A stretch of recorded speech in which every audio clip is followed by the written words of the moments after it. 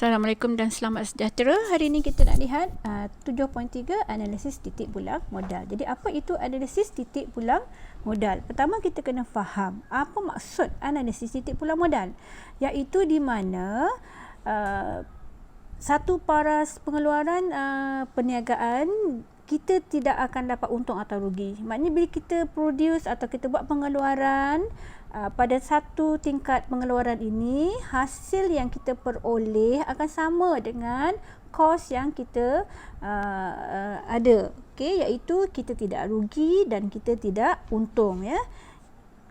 Jadi dengan kata lain, hasil jualan sama dengan jumlah kos. In other words, iaitu setakat cover cost. Apa yang kita jual, hasil jualan setakat melepasi jumlah kos kita sahaja. Okey, jadi kita tidak ada untung, tidak ada rugi, ya. Hasil sama dengan kos. Baik, andaian semasa kita membuat titik pulang modal ini, kita mengandaikan kita menggunakan dua jenis kos, iaitu kos tetap dan kos berubah. Jadi apabila berlaku perubahan pun ialah untuk kepada bilangan produk yang dijual. Jadi kita juga mengandaikan harga jual, harga kos tetap adalah malar, iaitu contoh 1 unit kosnya RM5, 2 unit kosnya RM10, 3 unit kosnya RM15. Sama juga dengan kos tetap, keluarkan RM10,000 ke RM1,000 ke tetap sama sahaja. Okay, tidak ada perubahan. Begitu juga dengan harga jual, 1 unit RM5, 2 unit RM10. Tak adalah 1 unit RM5, 2 unit RM8, tidak. Jadi kita mengandaikan semasa membuat titik pulang modal, dan kita mengandaikan kita bercakap tentang satu jenis produk sahaja. Baik, jadi ini dari segi visualnya, ya, iaitu seimbang, ya, tidak untung tidak rugi. Apa yang kita jual, hasil yang kita dapat, itulah hasil yang jumlah yang sama kita dapat untuk jumlah kos, right? Okay, seterusnya ialah kita lihat di sini kegunaan titik pulang modal. Mengapa kita nak tahu titik pulang modal ni? Apakah yang bagusnya dengan titik pulang modal? Pertama ialah kita nak tengok sama ada kita ni untung ke rugi ke, berapa banyak untung, berapa banyak rugi pada setiap unit pengeluaran yang kita buat dan jual itu. Kedua, kita nak tahu kan berapakah kita kena keluarkan, berapa banyak kita kena jual supaya kita tidak rugi. Ya, sekurang-kurangnya kita tidak rugi, kita coverkan kos kita sahaja. Kemudian ketiga, kita guna titik pulang modal sebab kita nak bantu pihak pengurusan, manager tu bagaimana nak buat perancangan dan kawalan. Bila nak beli bahan mentah, berapa banyak nak jual, harga berapa nak jual dan sebagainya.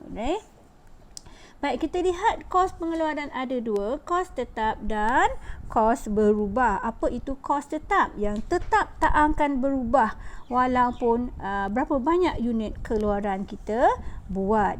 Jadi contohnya ialah sewa kilang ataupun sewa kilang, gaji pengurus kilang, insurans kilang. Itu adalah contoh-contoh kos yang tidak akan berubah, walaupun dalam sebulan tu mungkin kilang tutup 5 hari, beroperasi hanya 20 hari, 10 hari, atau macam dalam PKP tutup sebulan. Jadi tetap kena bayar, walaupun tiada pengeluaran berlaku. Kosong pengeluaran, maka dia tetap juga kena bayar. Contohnya kalau sewa, walaupun tidak ada production hari ni sebab tutup kan PKP, tapi sewa tetap kena bayar. Okey. Baik, seterusnya kita lihat kos berubah pada setiap keluaran. Kalau tak ada buat, maka tidak adalah kosnya. Contohnya kalau kita menghasilkan kasut, okey, kalau kita tak ada keluarkan kasut, takkanlah kita nak kena beli bahan buat kasut.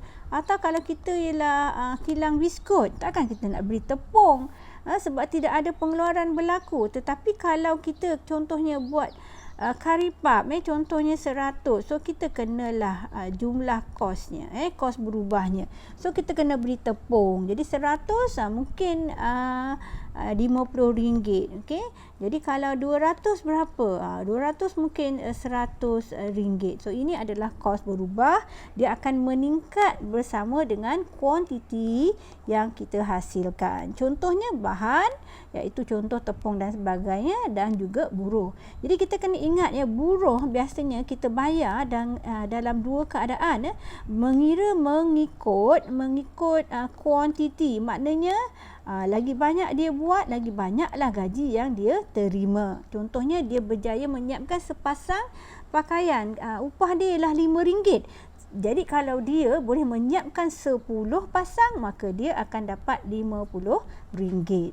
Ataupun buruh boleh dibayar mengikut kuantiti masa dia bekerja. Contohnya 1 jam RM2. So 2 jam RM4. 8 jam 8 kali 2 RM16. Itu adalah kos berubah.